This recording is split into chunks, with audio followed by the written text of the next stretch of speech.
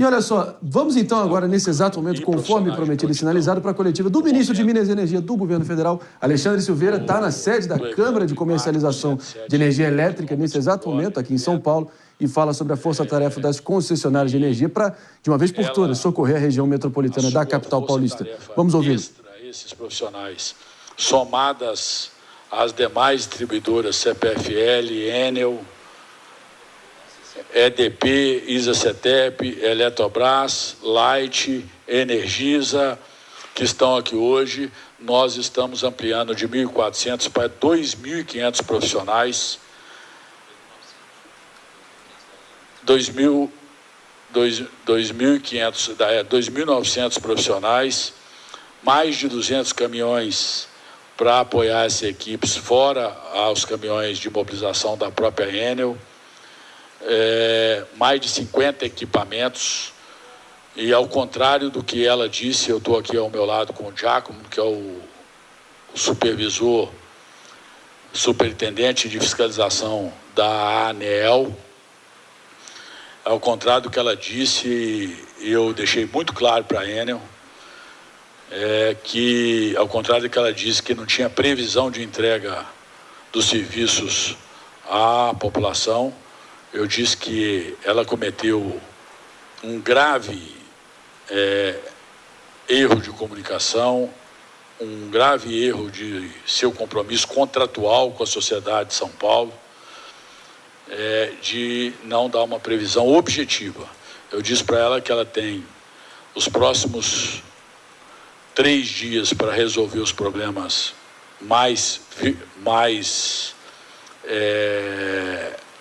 de maior volume, ou seja, ela só vai poder, ao final desses 3 dias, apresentar, se necessário, questões pontuais de locais onde ela não consegue ter acesso por fato superveniente. Mas, de uma maneira geral, ela tem que estabelecer, nos próximos 3 dias, a parte mais substancial da energia do povo de São Paulo. Então, o primeiro ponto foi vir aqui para poder estabelecer uma força-tarefa de todo o setor de distribuição nacional para socorrer o povo de São Paulo e restabelecer energia. O segundo ponto foi para poder dizer para o setor de energia, mais uma vez, porque quando nós fizemos o decreto que permite a possibilidade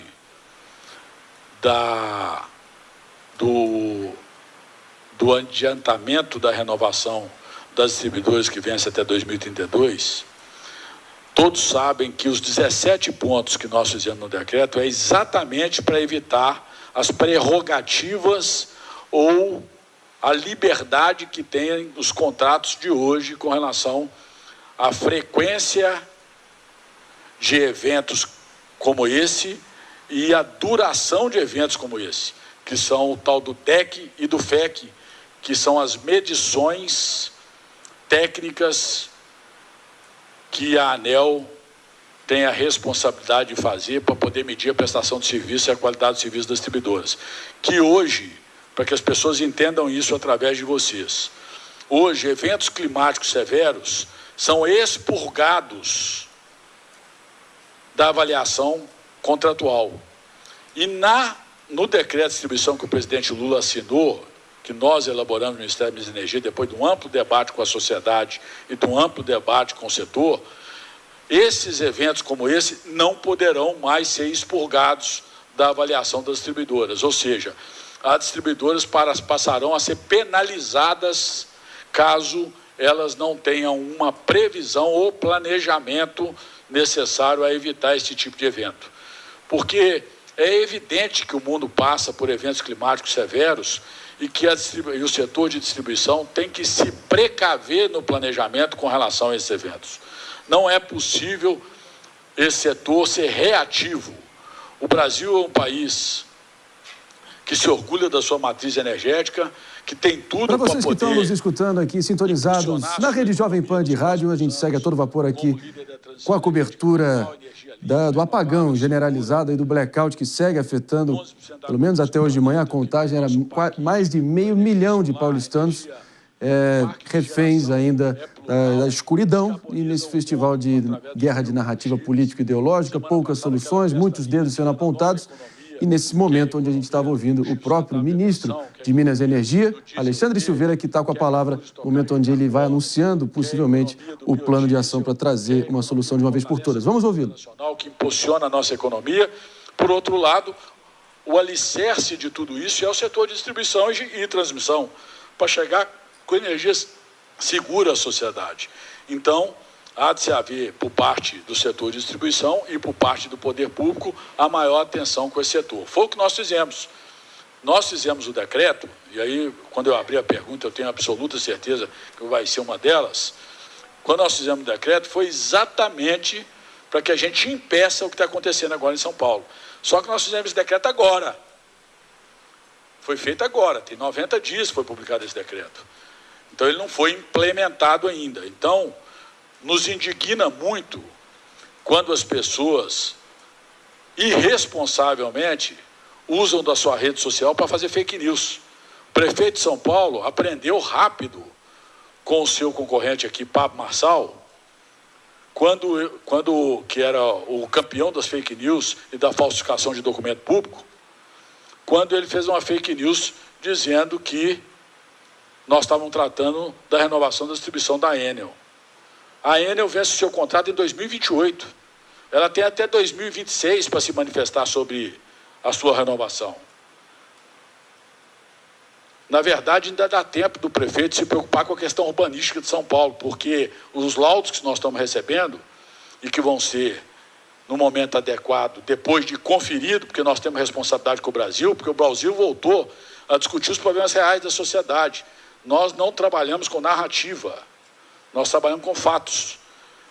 Mais de 50% dos eventos foram causados por árvore caindo em cima do sistema de média e baixa tensão em São Paulo.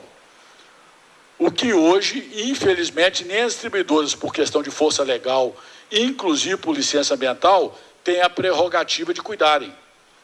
Então, nós estamos levando esse ponto para uma discussão no governo federal, para poder ver se há uma solução legislativa, inclusive, para poder dar essa prerrogativa, porque municípios que não cumprem com a sua responsabilidade de cuidar da questão urbanística em sinergia com o setor de distribuição, tem que dar pelo menos a liberdade ao setor de distribuição de cuidar, porque não adianta você automatizar o seu parque de distribuição, sendo que quando o problema é físico, por mais que você, da sua central, você tente religar a rede, você não vai conseguir, porque o problema é físico. Você tem que ter gente para poder estar lá. Então, eu disse que a Enel foi, no mínimo, usei um termo, inclusive, bastante contundente, de que faltou planejamento e beirou a burrice dela achar que ampliar e modernizar para diminuir gente, sem se preocupar com a questão urbanística que está muito aquém do necessário na capital paulista e em alguns municípios da região metropolitana, que ela ia resolver o problema. Então, ela diminuiu gente para aumentar o lucro dos acionistas, e é outro ponto que eu tratei no decreto de distribuição com responsabilidade. Se os senhores notarem e se debruçarem sobre o decreto, os senhores verão que eu limitei a distribuição de lucro ao mínimo legal, quando a distribuidora não apontar soluções objetivas para resolver o problema da distribuição à altura dos índices de eficiência da qualidade do serviço para a sociedade brasileira. Foi um ponto, inclusive, muito polêmico, mas respeitando a lei, porque o Brasil respeita contrato, nós não transigimos na legislação ambiental, diferente do governo que saiu daí, que queria passar boiada e ia levar o Brasil a isolamento nacional e internacional, inclusive, criando barreiras internacionais vigorosas para poder nós ganharmos os mercados internacionais nas nossas vocações de exportadores. Muito bem, a gente vai retomando aqui os trabalhos, a programação normal aqui do nosso Morning Show. Com a palavra estava o ministro de Minas e Energia, Alexandre Silveira, aproveitando aqui também a pergunta que a gente lançou mais cedo aqui para vocês, a enquete do dia aqui no nosso Morning Show. Afinal de contas, se você do outro lado, seja do rádio ou seja da tela, acha que o governo deveria romper com a Enel após os apagões em São Paulo? Vamos ver o que o pessoal decretou, afinal de contas, dizendo que um sonoro 81,8%, um pouquinho borrado aqui a imagem, mas agora sim, temos 81,8% disseram que sim, enquanto 18,4% disseram que não. Meus amigos, o fato é que a gente estava ouvindo aqui o ministro Alexandre Silveira e eu, sinceramente, não ouvi ainda nenhum plano de contingência ou uma solução, a não ser uma politização desenfreada, mais dedos sendo apontados e um festival de oportunismo e terceirização de culpa, que é a última coisa que o pessoal que está ainda no escuro precisava ouvir nesse momento. David? Em menos de 5 minutos de coletiva de imprensa, a gente ouviu pelo menos 2 politizações. Para que isso? Não vai resolver o problema. As pessoas querem ouvir de que forma que o Ministério vai agir em relação à Enel e não fazendo acusações contra outras pessoas. Que isso? Mano Ferreira, politização desbragada, como diria Ciro Gomes? Quando você está fugindo da própria responsabilidade, o artifício mais comum entre os políticos é apontar o dedo para o outro e ficar politizando. Isso é muito triste, porque não resolve o problema daqueles cidadãos que estão sem luz em suas casas. Enquanto isso, vai jogando o problema, empurrando com a barriga e tacando o problema ali para a marca de escanteio, Jess. O que você achou? Eu acho que não é uma postura mais adequada quando nós olhamos para a resolução de problemas. E aí, a partir disso, nós vemos uma briga e até um ataque feroz ao prefeito de São Paulo, Ricardo Nunes, feito por ele, o acusando de fake news. Quando, na verdade, André, esse caso é até interessante, o prefeito de São Paulo, ele foi, nessa semana, ele mencionou que o ministro falou sobre a renovação do contrato da Enel num evento que também tinha participação da Enel em Roma. Então, é a desavença por trás da crítica. De fato, no dia 11, o ministro, no dia do apagão, estava, de fato, nesse espaço. Só que aí o prefeito Ricardo Nunes falou sobre isso e agora nós vemos ele falando sobre isso, então a briga crescendo. Eu não acho que é a melhor postura, eu acho que nós devemos tratar aqui de como resolver as pessoas que estão sem luz. Ele chega a mencionar dos 3 dias, né? É porque a Enel teve essa comunicação horrorosa de falar, não sabemos quando. E aí ele está falando que o prazo seria de 3 dias. Essa é a única informação que nós conseguimos aferir, infelizmente, dessa coletiva. As interrogações são muitas e seguem no ar. Claro que ao longo da nossa grade de programação aqui da nossa Jovem Pan News, você vai poder, na medida que as notícias forem saindo e as providências sendo tomadas, a gente vai chegar o quanto antes a uma solução. É isso que a gente espera. Mas